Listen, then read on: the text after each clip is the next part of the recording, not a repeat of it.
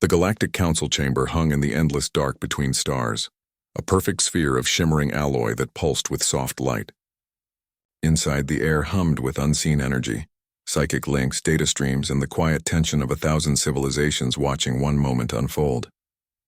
At the center of it all stood 3 humans. They wore no armor, no glowing shields, just simple gray uniforms with a small blue and white symbol on the chest, Earth's last emblem before silence fell across its networks. Ambassador Rael Torin stood slightly ahead of the others, his face calm, eyes steady. To his left was Mira Kale, her fingers resting lightly on a slim device at her belt. To his right stood Dane Voss, arms folded, gaze locked on the towering figures surrounding them. The council had gathered in full. The Vareth, tall and crystalline, their bodies refracting starlight into sharp rainbows. The Coral, a shifting mass of linked minds, their forms barely contained within containment fields. The Umathi, vast and gaseous, floating in pressurized bubbles that drifted slowly around the chamber. Dozens more species filled the tiered galleries, some biological, some mechanical, some neither. All of them had come to witness humanity's judgment. The charges had been read an hour ago. Unauthorized quantum manipulation, violation of the Accord of Stellar Non-Interference, and the worst one, unregistered emergence of Tier 0 capability. A classification reserved for civilizations that could reshape reality itself. The penalty was total quarantine. Or worse. The Virith Primarch, voice echoing like cracking ice, leaned forward. You have no defense. Your species has hidden its true power for decades. You lied to the Council. You deceived your neighbors. You tampered with cosmic laws you do not understand. Torin didn't flinch. He simply reached to his belt and tapped a small button. A soft chime filled the chamber. Then from his palm, a tiny holoprojector rose into the air and unfolded into a single stark image. A countdown. 0 or 59. 0458. Or 0457. Gasps rippled through the chamber. Some envoys stood. Others activated emergency protocols. The Coral Collective pulsed with alarm. What is this? Demanded the Umathi envoy, their voice a deep rumble like distant thunder. Torin met their eyes one by one. We're not here to defend ourselves, he said, voice quiet but clear. We're here to inform you. Inform us of what? The Primarch snapped. That humanity is leaving. A murmur rose. Leaving? No species had ever walked away from the Council. Membership was eternal, or enforced. You cannot simply depart, said a reptilian delegate from the Zenth Concord. You are bound by galactic law. Torin smiled faintly. Laws require enforcement. And in 5 minutes, you won't be able to enforce anything. The countdown continued. In 3 days, 000311. Mira Kale stepped forward slightly. We've studied your systems for over a century, she said. Your comms, your sensors, your neural links. All of them rely on subspace resonance harmonics. Elegant, efficient, but fragile. Dane Voss added. You assumed no young species could grasp those frequencies. You were wrong. Panic began to spread. The Coral sent a pulse through the chamber's network, trying to override the human device. Nothing happened. The countdown kept ticking. Waituma, 0159. The Primarch's crystalline form flickered with anger. You dare threaten the Council? No threat, Torin said. Just fact. In less than 2 minutes, every FTL relay, every surveillance drone, every ship in orbit around this chamber will go dark. Not destroyed. Just silent. For exactly 72 hours. Why? Asked a small avian envoy, voice trembling. Because we need you to listen, Mira said. Not as rulers, not as judges, but as equals. And you haven't done that in 1,000 years. Onter. Alarms blared across the chamber. Emergency lights flared red. Envoys shouted orders to their fleets, but the humans stood still, unmoved. 10. 020. Torin looked up at the vast dome above where stars glittered like frozen tears. Earth has spent its entire history being told it's too young, too chaotic, too emotional to be trusted with real power. But chaos breeds creativity. Emotion breeds courage, and we've used both to see what you refuse to. 3. Sterumseunderland. Thorozozeros 0. The hum of the chamber died instantly, not with a bang, not with a flash, but with a sudden suffocating silence. The lights dimmed to emergency levels. The psychic links snapped like broken threads. The data streams vanished. Outside the chamber in the void, every ship, coral dreadnoughts, Virith cruisers, Umathi carriers, blinked out of sensor range. Their engines went cold. Their weapons powered down.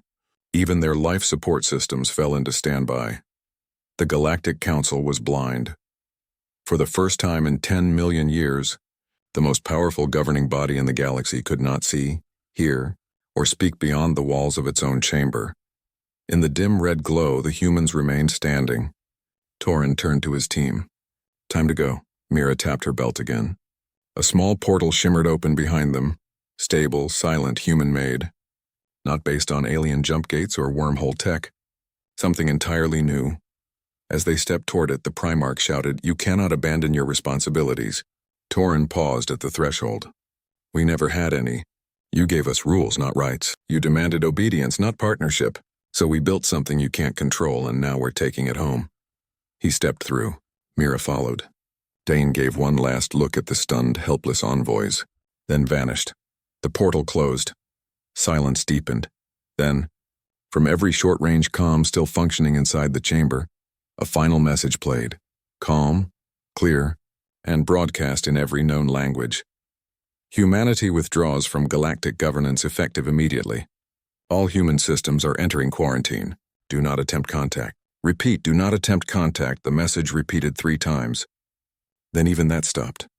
In the dark, the Virith Primarchs slowly lowered their head. The Coral Collective pulsed weakly, unable to connect with their fleet. The Umathi bubbles drifted, directionless. Far away, near the Sol system, Earth's orbital defenses powered up for the first time in public view, not with weapons aimed outward, but with shields folding inward, wrapping the planet in layers of distorted spacetime. Cities below shimmered, then vanished from external sensors. Not destroyed. Hidden. On the moon, ancient structures buried beneath regolith hummed to life. Their surfaces etched with symbols no alien had ever seen. Human mathematics. Encoded into stone centuries before first contact. And in a quiet command center beneath Geneva, a young analyst named Lyra Jess watched the last alien probe blink out on her screen. She turned to her commander and whispered, "They really did it." The commander nodded. Now the hard part begins. Back in the council chamber, as emergency backup slowly flickered online, one truth settled over every envoy like cold dust. Humanity hadn't just left. They had shown the galaxy that its greatest power wasn't in fleets or laws, but in the choice to walk away. And in that choice, the first tremor began, not in space but in the foundations of everything the galaxy believed it knew. The blackout lasted exactly 72 hours. In that time, panic spread through the galaxy like wildfire. Trade routes froze. Emergency fleets collided in blind maneuvers. Entire sectors went silent. The Galactic Council, once the unshakable heart of interstellar order, sat helpless in its darkened chamber, unable to command, warn, or even speak beyond its walls. But on Earth, everything moved with quiet precision. Beneath the surface of every continent, deep in vaults older than the first cities, machines hummed to life. These were not weapons, at least, not in the way aliens understood them. They were resonance modulators, quantum anchors, and space-time weavers, all built from human science blended with insights gleaned from decades of studying alien tech without ever revealing their own. While the galaxy slept in darkness, Earth vanished, not by fleeing but by folding. Cities shimmered under domes of bent light. Oceans stilled beneath invisible shields. Satellites rewrote their own signals, broadcasting false emptiness into the void. To any outside observer, Earth was dead, a ghost planet. But inside, life continued. Children went to school. Farmers tended fields. Engineers monitored the lattice, the hidden network of energy and information that now wrapped the planet like a second skin.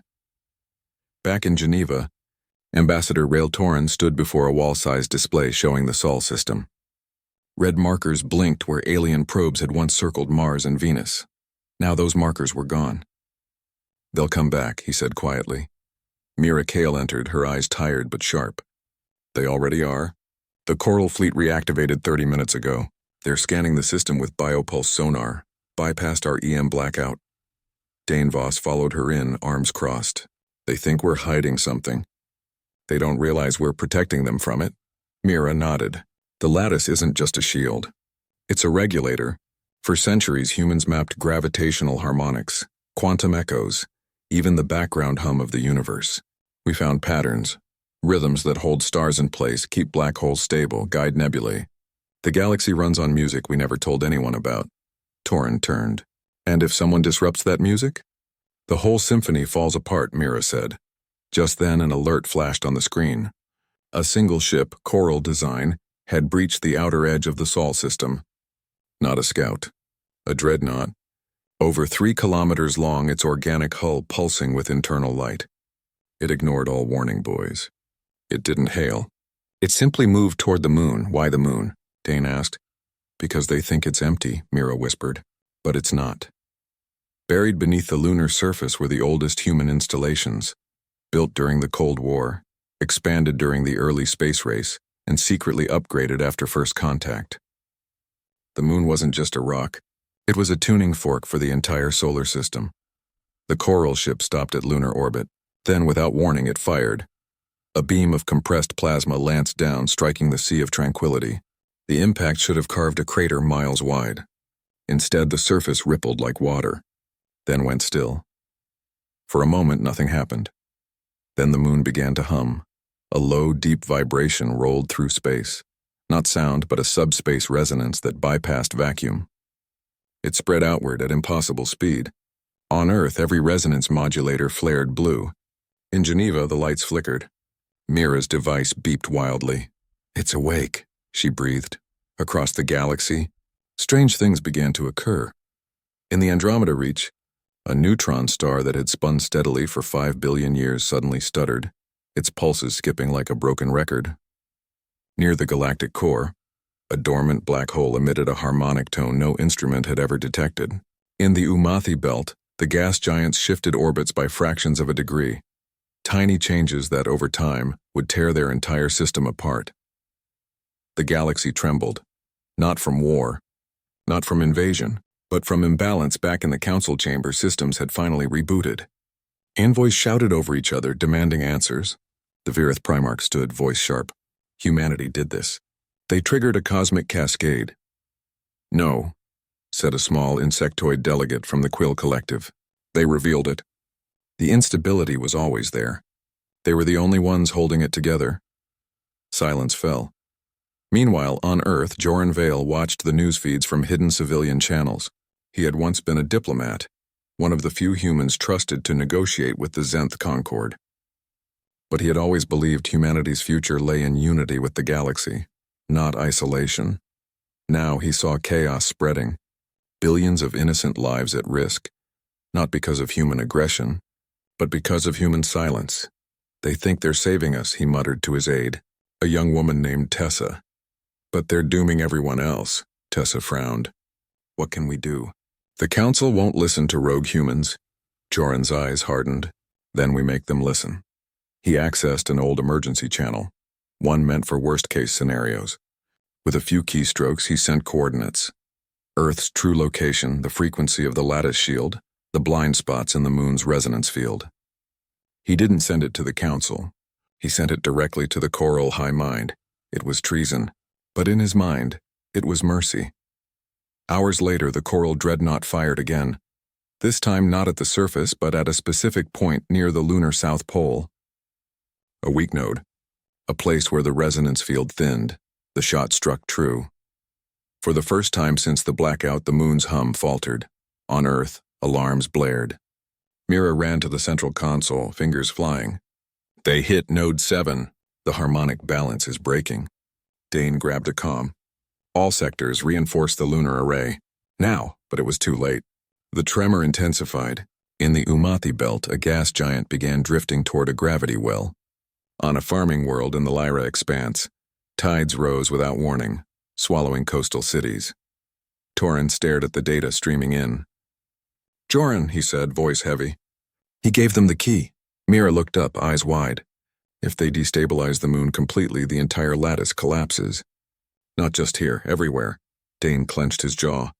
We have to stop that ship. How? Torin asked. We can't fire without risking the moon's core. And if we lower the shield to send fighters, they'll swarm us. Mira was already typing. There's another way. The lattice isn't just defensive. It can push. She activated a sequence buried deep in the system, protocol fracture, not designed to destroy but to isolate, to cut one object out of reality's flow. On the moon, ancient machines turned toward the dreadnought. The hum changed pitch, higher, sharper. The coral ship shuddered. Its biohull cracked. Internal lights flickered and died. Then slowly it began to fade, not vanishing but slipping out of phase with normal space. Trapped in a pocket dimension, harmless but unreachable. The immediate threat was over, but the damage was done. The tremors didn't stop. If anything, they grew stronger. Stars flickered. Planets wobbled. The galaxy was unraveling, thread by thread. And then, as if in response to the chaos, a new signal appeared. It came from beyond the galactic rim, from a region marked void on all star charts. No ships had ever returned from there. No signals had ever been detected. Until now. The message was simple. Just 3 words repeated in perfect archaic English. We remember you. Mira froze. That language. It's not just old. It's the root dialect. The one we used before we even left Africa. Dane stared at the screen. Who remembers us? Torin's face went pale. The ones who taught us to listen. Deep in human archives, locked away for centuries, were records of strange signals detected during the early radio age. Patterns too precise to be natural, too complex to be random. They had been dismissed as noise. But now, they made sense. Humanity hadn't discovered the cosmic lattice by accident. They had been guided to it, and whoever sent that signal was coming back. As the galaxy trembled around them, the humans on Earth realized the truth. They hadn't just walked away from the Council. They had stepped into something far older and far more dangerous. Joran Vale, watching from a hidden bunker in the Andes, heard the signal too. He sank to his knees, hands shaking. He had wanted to force humanity back into the fold. Instead, he might have opened the door to something the galaxy wasn't ready to face. Outside, the sky darkened. Not from clouds, but from the stars themselves dimming one by one. As the tremor spread, Earth held its breath and waited. The signal from beyond the rim did not fade. It grew stronger, clearer, repeating those 3 words like a heartbeat. We remember you.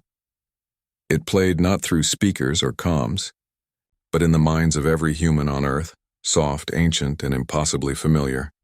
Some wept without knowing why. Others felt a strange pull, as if their bones recognized a song they'd never heard.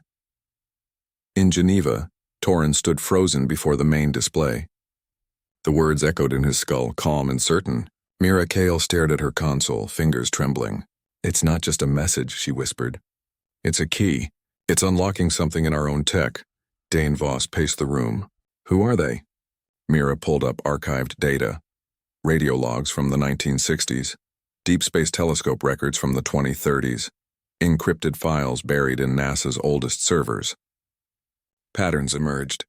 Every time humanity had detected an unexplained cosmic rhythm, a pulsar with odd timing, a nebula that shifted in perfect symmetry, it had coincided with spikes in human creativity, scientific breakthroughs, even dreams reported across continents.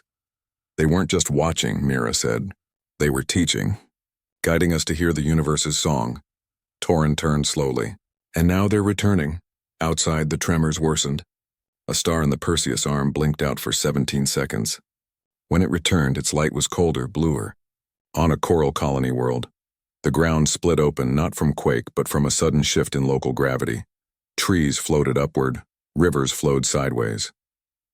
The Umathi homeworld, once safely nestled in a stable gas belt, now drifted toward a black hole's edge, its people broadcasting desperate pleas the Council could no longer answer. The galaxy was falling apart, and humanity stood at the center, not as destroyers, but as the only ones who understood why. Deep beneath the moon's surface, the ancient array pulsed again. This time it didn't just hum, it spoke. In symbols of light and math, it projected a star map onto Earth's command screens, a single path leading far beyond known space to a point labeled only as the Choir. The Choir? Dine asked. Mira's eyes widened. Not a place. A concept. In old human myths, the universe was said to sing. Stars were notes, planets harmonies, black holes the silence between. The choir is the source of that song. And we unplugged it, Torrin said quietly. When we cut the council off, we disrupted the flow. Now the song is broken. The realization hit them all at once. Humanity hadn't just hidden from the galaxy. They had been its silent caretakers, tuning the cosmic lattice to keep the symphony in balance. While other species built empires, humans listened. While others waged wars, humans mapped the music of space-time. Now the silence had drawn attention. From the void beyond the rim, shapes began to form. Not ships, not beings as anyone knew them. Distortions in reality itself, ripples where space bent too sharply, where time slowed or sped without cause. They moved toward the galaxy like fingers reaching for a broken instrument. The progenitors were coming. Back on Earth, panic threatened to spill into the streets. But the government held firm. No broadcasts, no explanations. Just quiet orders. Maintain the lattice, reinforce the shields, and wait. But not everyone waited. Joran Vale, hidden in his mountain bunker, watched the sky through a shielded telescope. He saw the stars flicker in unnatural sequences. He heard the whispers in his dreams, voices calling in English older than Shakespeare. He knew now what he had done. By revealing Earth's location, he hadn't just invited attack. He had rung a bell that woke something sleeping at the edge of creation. He contacted Tessa. "I have to fix this." "How?" she asked. "You can't undo what's been done. I can give them a choice," he said. He began drafting a message, not to the council, but to every human settlement, every off-world colony, every listening ear in soul space. He spoke plainly, urgently. We were wrong to hide, but we were also wrong to expose ourselves without warning. The galaxy isn't ready for what's coming, but maybe, together, we can face it. He sent the message through old civilian nets, piggybacking on weather satellites and school broadcast channels. Within hours it spread, not as propaganda but as truth. On Mars, colonists debated. In the asteroid belt, miners paused their drills. Even within Earth-shielded cities, people gathered in squares listening. Meanwhile, the progenitors drew closer. Their presence warped space. Light bent around them in spirals. Time stuttered near their path. A coral scout ship that strayed too close didn't explode. It simply aged 1,000,000 years in seconds, crumbling to dust before vanishing. The council, still reeling, finally understood. This was not a war they could win. Not with weapons. Not with laws, only humanity had the key. Torrin made a decision. He opened a narrow channel, not to the progenitors but to the galaxy. A single broadcast sent on every frequency that still worked. "Listen," he said, voice calm. "What's coming isn't your enemy. It's your origin. And if you want to survive, you must stop fighting each other and start listening." He played a recording. The moon's hum, filtered through human instruments, shaped into something almost musical. A low, steady tone with overtones that made even alien ears ache with beauty. For the first time, the galaxy heard the song. On 1,000 worlds, beings stopped. The Virith crystals resonated in sympathy. The coral hive mind fell silent, not from fear but wonder. Even the Umathi gas bubbles pulsed in rhythm. The tremors slowed, but only for a moment. Then, from the edge of known space, the progenitors responded, not with words. With a single note, pure, perfect, and overwhelming, it filled every mind, every machine, every atom. It carried meaning, judgment, memory, and expectation. "You were meant to keep the song alive," it said without speaking.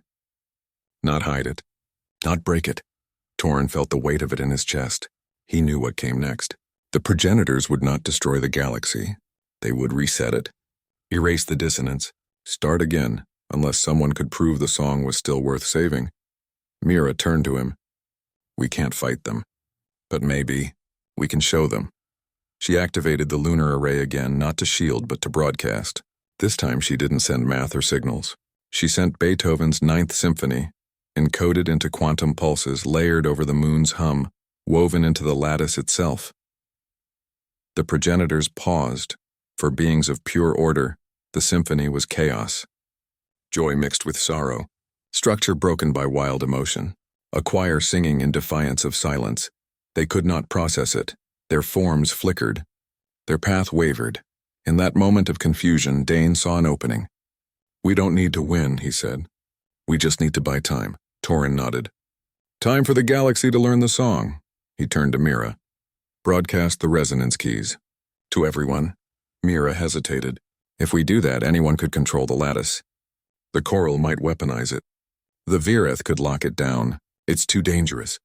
"More dangerous than letting the progenitors erase us all?" Torin asked. She looked at the screen, at the galaxy trembling on the edge of oblivion. Then she pressed the command. Across space, data streams lit up. The secrets of the cosmic lattice, once guarded by humanity alone, flowed freely into every network that still functioned. Instructions, frequencies, harmonic sequences.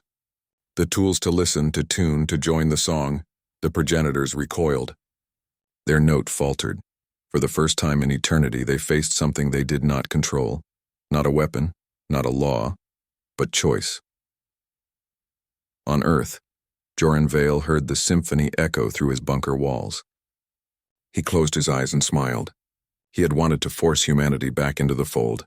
Instead, humanity had given the galaxy a voice. And now, the real test began. Would anyone know how to use it? Outside, the stars steadied. The tremors eased. But the silence that followed was not peace. It was anticipation. The progenitors waited. The galaxy held its breath. And Earth, hidden but not silent, prepared for the next note. The silence after the symphony was heavier than any noise.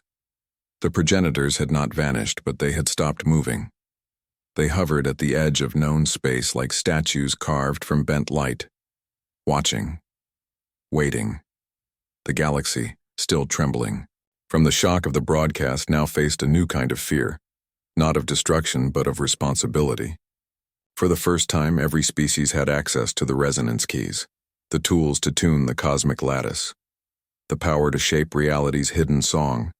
Most didn't know what to do with it. On the Coral homeworld, hive minds argued and fractured. Pulses. Some wanted to weaponize the frequencies, others to lock them away. The Vireth Council split into factions, debating whether to restore order or embrace chaos. The Umathi, adrift near a black hole, used the keys to stabilize their orbit, but accidentally silenced a nearby pulsar, throwing a neighboring system into darkness. Earth watched it all from behind its shield. In Geneva, Torin rubbed his temples. "We gave them the keys, but not the map." Mira stood by the main console, eyes scanning data streams from across the galaxy. "They're trying. Some are even getting it right." A Quill Collective outpost just stabilized a collapsing star using harmonic dampening. They learned it in 3 hours. Dane leaned against the wall, arms crossed. But one mistake could unravel everything. If someone hits the wrong frequency, the whole lattice could collapse, Mira finished quietly. Outside, Earth remained hidden, but its influence spread. Human-designed resonance protocols, simple, safe, and open source, were being shared through civilian channels. Farmers on Mars used them to stabilize soil vibrations. Miners in the Kuiper Belt tuned their drills to avoid gravitational echoes. Even alien children on worlds light years away played with toy modulators that hummed in Earth scale. Humanity wasn't ruling. They were teaching, but not everyone wanted to learn. Joran Vale, still in his mountain bunker, received a message from an unknown source. Encrypted but human, it contained coordinates, schematics, and a single line. The core array must be stopped before they turn the song into a weapon.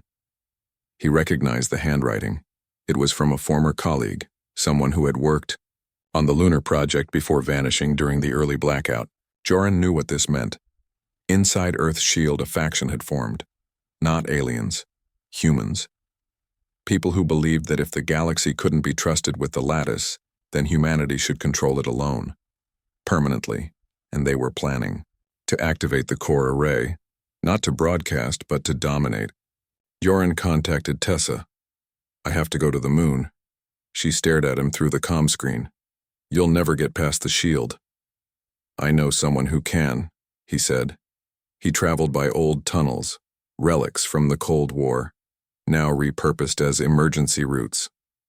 At a hidden launch bay beneath the Andes, he met Lyra Jess, the young analyst who had watched the last alien probe vanish. She had stayed off the official networks, working in the shadows, gathering intelligence. "I know about the faction," she said. "They call themselves the Cord. They think only humans deserve to conduct the symphony." "And they're going to force it," Joran said. Lyra nodded. "They've taken over Node Prime, the central control hub under Tycho Crater. If they activate full harmonic override, they won't just stabilize the lattice. They'll lock it. No one else could ever access it again." Joran looked at the small shuttle waiting on the pad. "Then we stop them." Getting to the moon was harder than ever. Earth's shield now reacted to unauthorized launches, bending space to deflect them. But Lyra had a trick, a resonance key tuned to mimic the moon's own frequency. It wouldn't fool the system forever, but it would buy them minutes.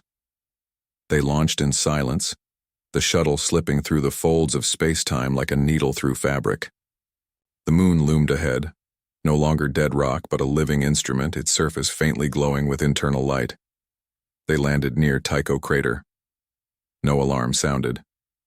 The Cord had disabled local security, confident no one would dare approach. Inside the crater, deep beneath the surface, the core array hummed like a sleeping god.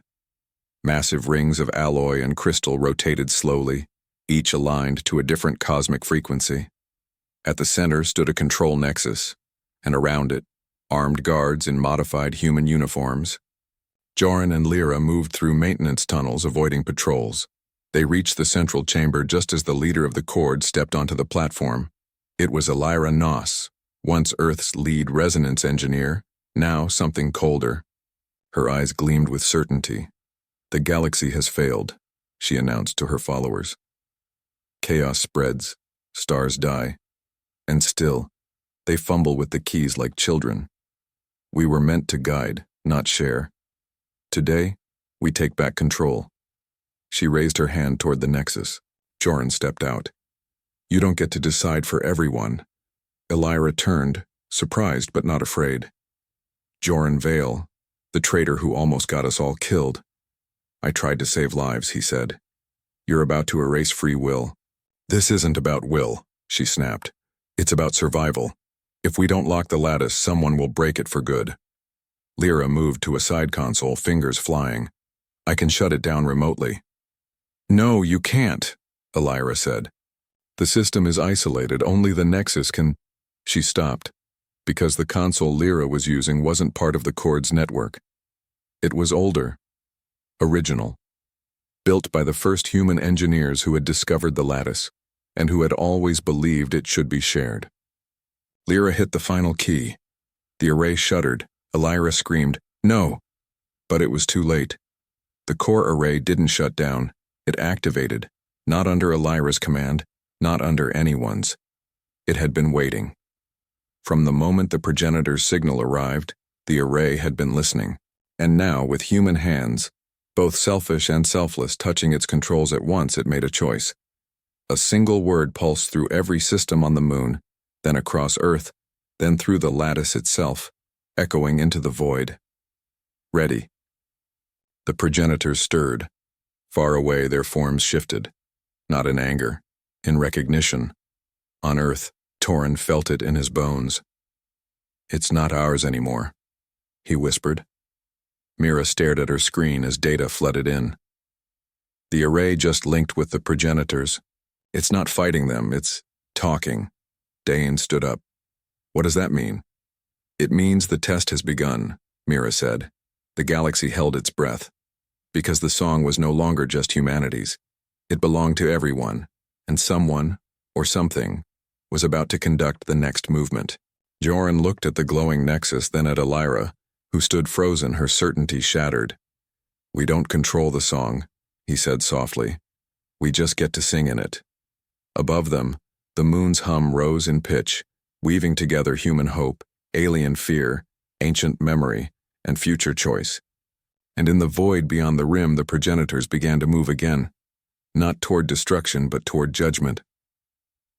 The final note had not yet been played, but the stage was set. Earth remained hidden. The galaxy trembled, and the silence before the storm returned, deeper, darker, and full of possibility. The progenitors did not arrive with fire or fury.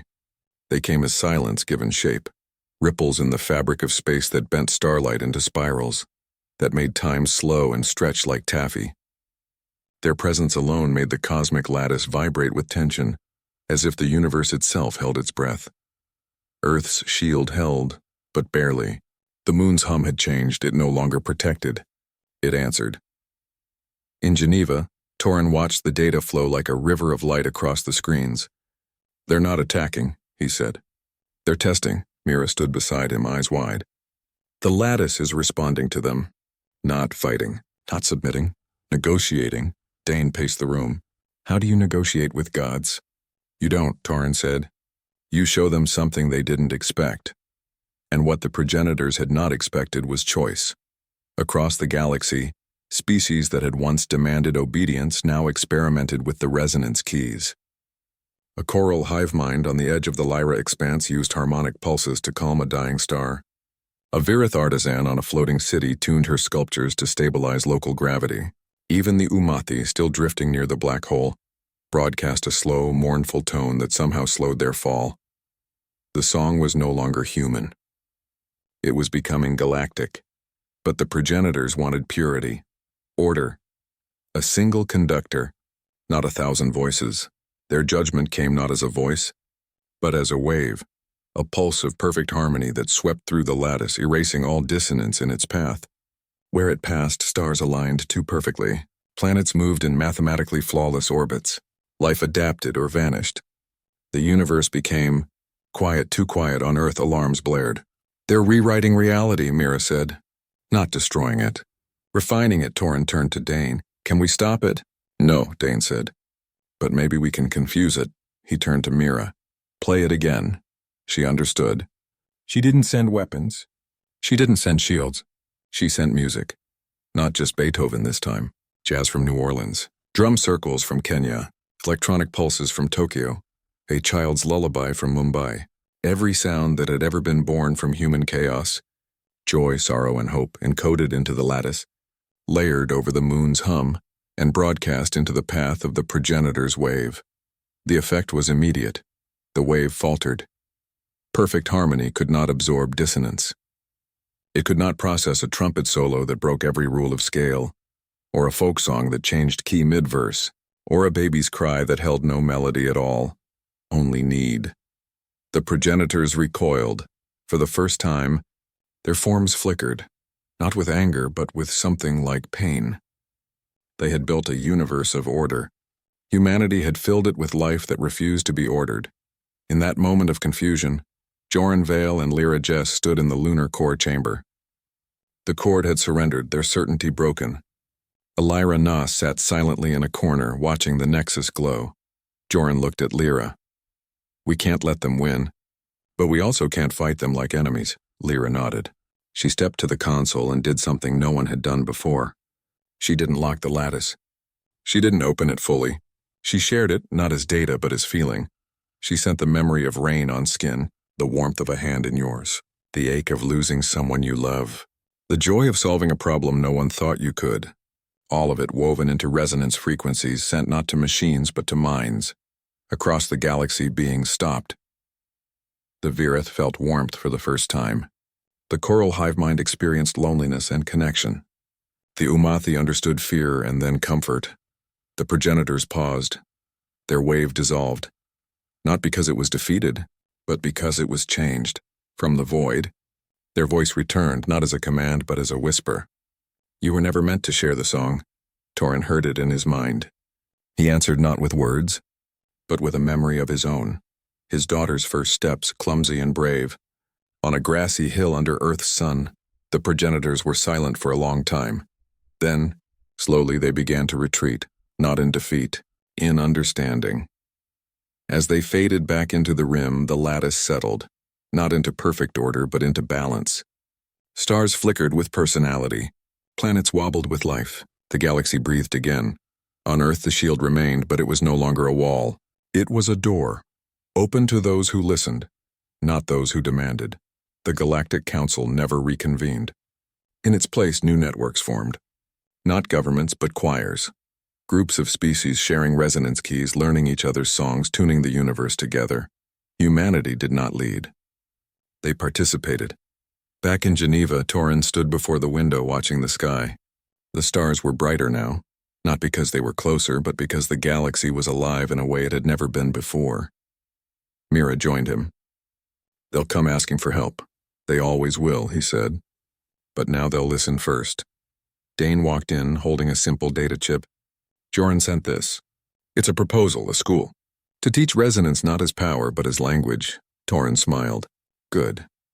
Far away, on a quiet moon orbiting a nameless star, a young Korul child touched a human-made modulator for the first time. It hummed softly. The child laughed, a sound no hive mind had ever made before. And somewhere deep in the void, something older than stars heard that laugh. And liked it. Humanity didn't save the galaxy. They gave it a voice. And now the galaxy must learn to speak for itself.